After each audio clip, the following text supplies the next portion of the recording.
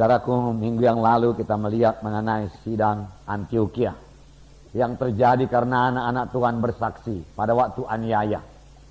Saudaraku, memang firman Tuhan berkata kita adalah saksi-saksi Tuhan. Kamu adalah saksi-saksiku.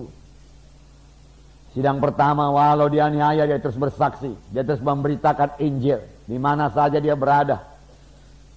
Dia tidak malu mengaku Yesus. Dan firman Tuhan berkata, dan tangan Tuhan menyertai mereka itu. Sampai sekarang tangan Tuhan menyertai setiap pemberita Injil. Sampai sekarang tangan Tuhan menyertai firman-Nya dan meneguhkan firman itu dengan kuasa dan tanda ajaib. Firman Tuhan belum kehilangan kuasanya, saudaraku. Lalu sejumlah besar orang selamat di Antioquia. Kabar itu sampai ke Yerusalem. Lalu Yerusalem mengutus Barnabas ke Antioquia untuk mengajari sidang saudaraku di Antioquia, saudaraku. Barnabas merasa dirinya, saudaraku, kurang cukup. Lalu dia panggil Saulus. Dia bisa bekerja sama anak-anak Tuhan, bersama hamba-hamba Tuhan. Dia kerja sama, saudaraku. Lalu firman Tuhan berkata, sidang Antioquia berubah dalam tempo setahun. Dia jari terus, saudaraku. Dia jari. Lalu untuk pertama kalinya di Antioquia disebut orang Kristen, pengikut Kristus. Dari sini kita belajar, saudaraku, tidak cukup hanya menginjil saja. Sesudah diinjili mereka perlu dimuridkan. Tidak cukup jiwa itu, saudaraku, selamat pada hari Minggu. Kita bersyukur lebih daripada 200 jiwa-jiwa diselamatkan tiap-tiap minggu, saudaraku. Itulah pekerjaan Roh Kudus. Tapi tidak sampai di situ saja, saudaraku. Masih banyak harus kita kerjakan lagi. Saudaraku, kita harus mengunjungi mereka, amin, saudaraku. Melayani mereka, mengajari mereka.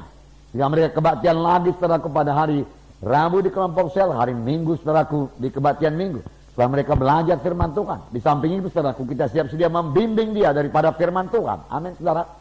Mengajari dia daripada firman Tuhan. Oleh sebab itu, seorang anak Tuhan, apalagi seorang pemimpin KKS, saudaraku, kebaktian kelompok sel, saudara, harus penuh dengan firman Tuhan. Dalam pimpinan Roh Kudus. Sehingga jiwa-jiwa itu, saudaraku, bukan hanya sekedar selamat saja, tapi menjadi murid. Berubah hidupnya. Nah, mereka disebut Kristen. Haleluya. Dan dikatakan Barnabas itu seorang yang baik. Baik. Saudaraku. Menjadi orang Kristen adalah menjadi orang yang baik. Amin, saudara. Berubah dalam tingkah laku, berubah dalam karakter. Itu menjadi orang Kristen, menjadi orang yang baik.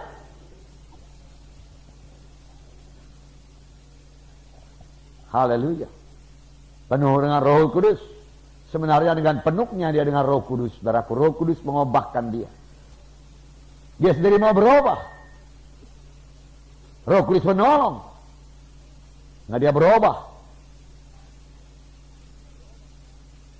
Oleh hati yang baru, hati yang baik, yang berbuat baik, Sejumlah orang, jumlah besar orang bertobat. Kemudian mereka mengajari terus, tinggal 1 tahun lamanya di Antioquia. Dan disitulah untuk pertama kalinya murid-murid itu disebut Kristen. Artinya pengikut Kristus. Hidupnya berubah. Haleluya. Nah, saudara yang kasih dalam nama Yesus, jadi tidak cukup penginjilan saja. Penginjilan harus disertai dengan pemuritan. Penginjilan jauh lebih singkat daripada pemuritan. Paulus setahun memuridkan dengan Barnabas. Lalu mereka disebut, saudaraku, orang Kristen. Amin, saudara. 1 tahun dia jari. Dia jari. Tiap-tiap hari. Dia jari. Tiap-tiap hari. Saudaraku. Jangan bosan-bosan. Amin, saudaraku. Dia jari terus. Dia jari terus. Nah, kita membaca satu contoh lagi, di mana pola ini, saudaraku, diulangi lagi. Kisah 19 ayat 1 sampai 11. Kita baca bersama-sama. Ayat 1 sampai 11. Mari kita baca bersama-sama. Ketika Apolos masih di Korintus, Paulus sudah menjelajah daerah-daerah pedalaman dan tiba di Efesus. Di situ didapatinya beberapa orang murid. Katanya kepada mereka, sudahkah kamu menerima Roh Kudus ketika kamu menjadi percaya? Akan tetapi mereka menjawab dia, belum. Bahkan kami belum pernah mendengar bahwa ada Roh Kudus. Lalu kata Paulus kepada mereka, kalau begitu dengan baptisan manakah kamu telah dibaptis? Jawab mereka, dengan baptisan Yohanes. Kata Paulus, baptisan Yohanes adalah pembaptisan orang yang telah bertobat. Dan ia berkata kepada orang banyak, bahwa mereka harus percaya kepada dia yang datang kemudian daripadanya, yaitu Yesus. Mereka memberi diri mereka dibaptis dalam nama Tuhan Yesus. Dan ketika Paulus menompangkan tangan di atas mereka, turunlah Roh Kudus ke atas mereka. Dan mulailah mereka berkata-kata dalam bahasa roh dan bernubuat. Jumlah mereka adalah kira-kira 12 orang. Selama 3 bulan Paulus mengunjungi rumah ibadah di situ dan mengajar dengan berani. Oleh pemberitaannya ia berusaha meyakinkan mereka tentang kerajaan Allah. Tetapi ada beberapa orang yang tegar hatinya. Mereka tidak mau diyakinkan, malahan mengumpat jalan Tuhan di depan orang banyak. Karena itu Paulus meninggalkan mereka dan memisahkan murid-muridnya dari mereka. Dan setiap hari berbicara di ruang kuliah Tiranus. Hal ini lakukannya 2 tahun lamanya, sehingga semua penduduk Asia mendengar firman Tuhan, baik orang Yahudi maupun orang Yunani. Oleh Paulus Allah mengadakan mujizat-mujizat yang luar biasa. Bahkan orang membawa sabut tangan atau kain yang pernah dipakai oleh Paulus dan meletakkannya di atas orang-orang sakit, maka lenyaplah penyakit mereka dan keluarlah roh-roh jahat.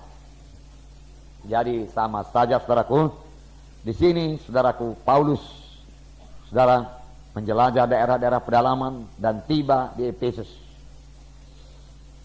Itu Roh Kudus yang memimpin, seorang rasul selalu bergerak. Nah, penginjil juga demikian, dia selalu bergerak. Dia rindu jiwa-jiwa selamat. Bergerak mengabarkan Injil, bergerak mengabarkan Injil. Lalu dia bertemu dengan beberapa orang murid. Lalu dia bertanya kepada mereka, sudahkah kamu menerima Roh Kudus tatkala kamu percaya? Tapi jawab mereka, saudaraku, sangat mengherankan, belum pernah. Bahkan kami belum pernah mendengar bahwa ada Roh Kudus.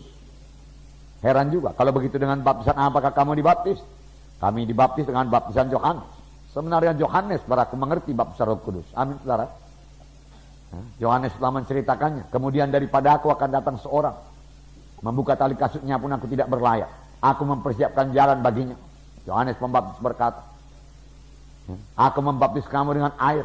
Tetapi ia yang datang kemudian daripada aku, dia akan membaptis kamu dengan Rohul Kudus dan api. Ya, saudaraku, Yohanes tahu. Boleh jadi Yohanes tidak memberitakan kepada mereka ini, saudaraku, orang-orang di Efesus. Karena mereka dibaptis, saudaraku, di dalam dengan baptisan Yohanes. Boleh jadi juga bukan Yohanes Pembaptis yang bersaksi kepada mereka, melainkan orang yang sudah mendengar Yohanes Pembaptis. Dan Paulus, saudaraku, tidak meragukan keselamatan mereka. Berarti mereka sudah selamat, saudaraku. Karena mereka percaya kepada, bukan kepada Yohanes Pembaptis, saya percaya kepada apa yang diberitakan Yohanes Pembaptis, yaitu mengenai seorang yang datang kemudian daripadanya, yaitu Tuhan Yesus. Kemudian Paulus menanyakan satu pertanyaan yang penting. Sudahkah kamu menerima Roh Kudus tatkala kamu menjadi percaya? Seharusnya menerima Roh Kudus pada saat percaya. Amin saudara. Tidak usah tunggu dulu saudaraku beberapa bulan, beberapa minggu. Pada saat percaya terima Roh Kudus. Karena bagi kamulah perjanjian itu dan bagi anak-anakmu, bagi seberapa banyak orang yang telah dipanggil oleh Tuhan Yesus Kristus.